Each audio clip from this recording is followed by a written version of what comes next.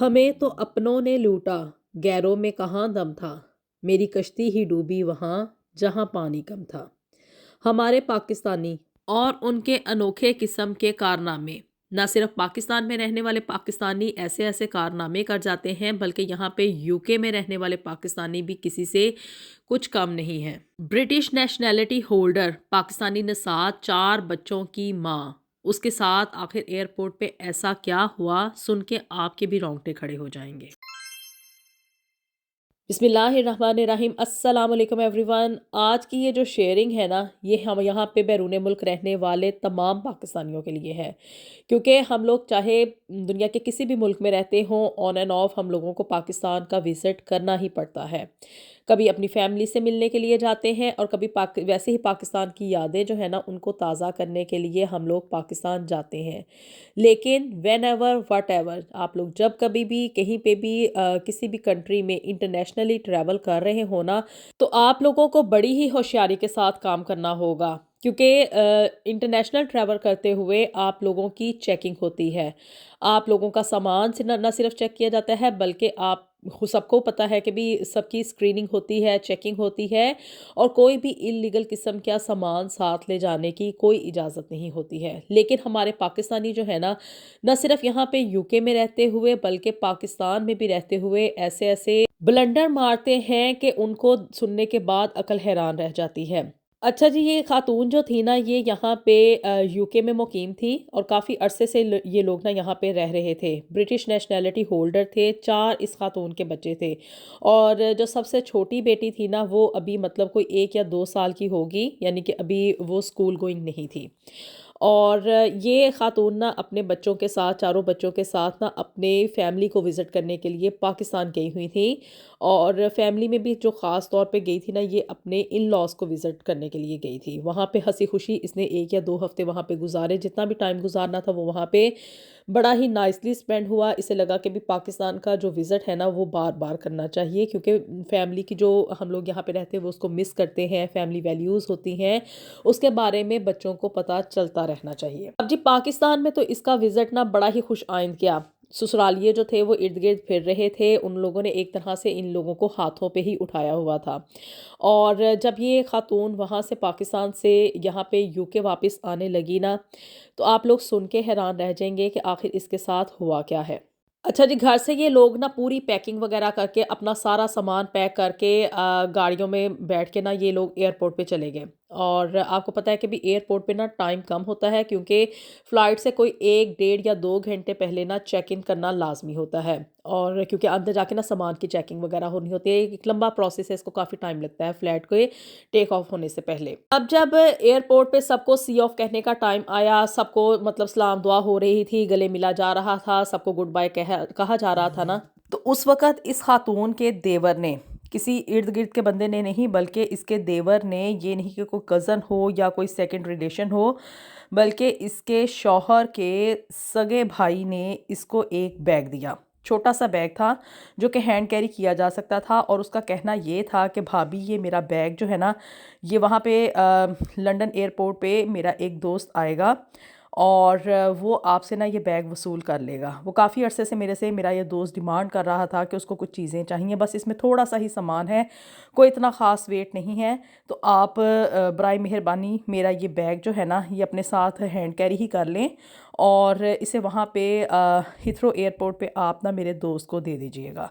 अब जी भाभी ने कहा ये तो कोई बात ही नहीं है, मतलब थोड़ा-सा तो सामान है और वैसे भी हैंड कैरी करना है, कोई इसमें मसला नहीं है, आप परेशान ना हो, मैं आपका ये बैग ले जाती हूँ।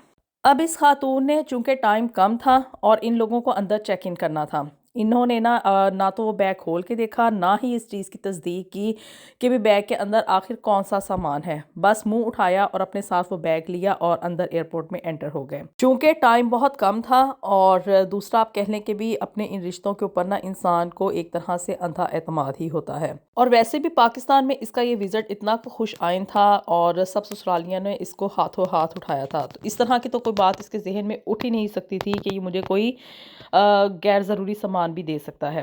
ख़ैर जी, अब भाभी ने वो सामान अपने साथ लिया, वो बैग अपने हाथ में पकड़ा और ये लोग ना अंदर जाके इन्होंने अपनी चीज़ों की चेकिंग वगैरह करवानी शुरू कर दी। अब जी वहीं पे ना एयरपोर्ट पे इस औरत का जो जितना भी सामान था ना वो लगेज वगैरह तो इनसाइड चला गया। और उसके बाद जब आगे इन लोगों की मज़ीद चेकिंग वगैरह हुई ना तो वहाँ पे इसको रोक लिया गया, क्योंकि इसके बैग में जो कि इसके देवर ने इसको दिया था अपने दोस्त को देने के लिए, उसमें कुछ सस्पिशियस किस्म का सामान था। खैर मज़ीद उस बैग को खोला गया, उसकी इन्वेस्टिगेशन की गई। इन लोगों को काफ़ी टाइम लगा वहाँ पे ना अपने सामान को क्लियर करवाने के लिए।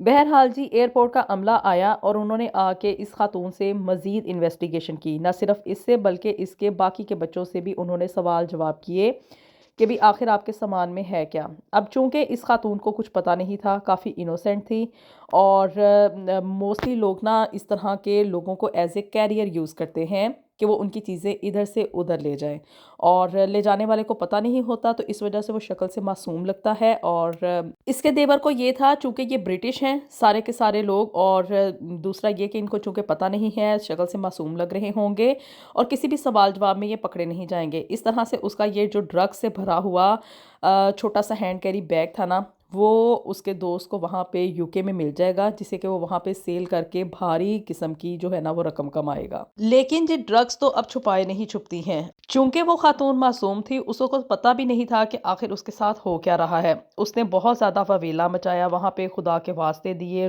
रोना शुरू कर दिया और आंसुओं के साथ ज़ारो कतार रोने लगी कि मेरा तो इसमें कोई कसूर भी नहीं है, ये बैग तो मेरे देवर ने मुझे दिया था अपने दोस्त को ले जा के देने के लिए, ये बैग मेरा नहीं है। लेकिन अब इस तरह की बातों के ऊपर कोई भी बंदा यकीन नहीं करता। सामान उसी का होता है जिसके पास से बरामद होता है, और सज़ा भी उसी को मिलती है। अब जी इस खातून को उसके चारों बच्चों समेत, यानी कि चौथा बच्चा है, छोटा सबसे जो छोटी बेटी है ना, वो इस वक्त उसकी गोद में है, और उस बेचारी को तो समझ भी नहीं है कि आखिर उसके साथ हुआ क्या है। और इस पूरी की पूरी फैमिली को ड्रग्स डीलिंग के केस में जो है ना वो अब अरेस्ट कर लिया गया है, और अब केस वगैरह चलेगा। बहरहाल अब ये बात कोर्ट में डिपेंड करेगी कि ये बात साबित कर भी पाती है कि नहीं कि ये बैग उसके देवर का था और इसका इसके साथ कोई ताल्लुक नहीं था। लेकिन क्या कि उसको बहुत ज़्यादा ट्रबल का वो शिकार हो गई और उसको जेल की हवा भी खानी पड़ी। न सिर्फ उस खातून को बल्कि उसके बच्चे जो कि बड़े ही मासूम हैं, उनके साथ भी बहुत बड़ी ज़्यादती हो रही है।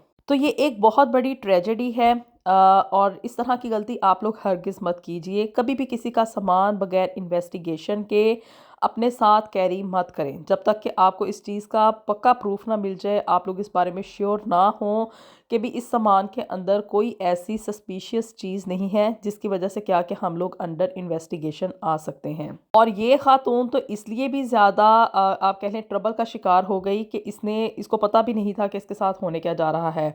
और एक तरह से ये बहुत ही क्लोज़ रिश्ता होता है कि अपना जो शौहर का सगा भाई है, मतलब ये नहीं कि कज़न वगैरह हो या कोई इर्द गिर्द का रिश्तेदार हो, उसके अपने ही देवर ने जो था ना उसको इस ट्रैप में फंसाया। न सिर्फ उससे किसी चीज़ का बदला लिया बल्कि उसके बच्चों को भी एक बहुत बड़ी मुसीबत में फंसा दिया है। लोग समझते हैं कि ये लोग ब्रिटिश हैं, इनके पास ब्रिटिश पासपोर्ट हैं और इनके साथ बच्चे हैं, इनकी तो इतनी इन्वेस्टिगेशन नहीं होगी और ना ही इनको इतना चेक किया जाएगा, तो हमारा जो सामान है ना वो आसानी से एयरपोर्ट से बाहर निकल जाएगा। लेकिन ऐसा कुछ नहीं होता है, उल्टा आप लोग जो है ना वो मुसीबत में फंस जाते हैं और बहुत ही हार्ड टाइम फेस करते हैं। अल्लाह ताला हम सब के लिए दुनिया और आखिरत में ढेरों ढेर आसानियां पैदा फरमाए। मिलेंगे आपसे नेक्स्ट वीडियो में भी something new and something very interesting. Until then अल्लाह हाफिज़।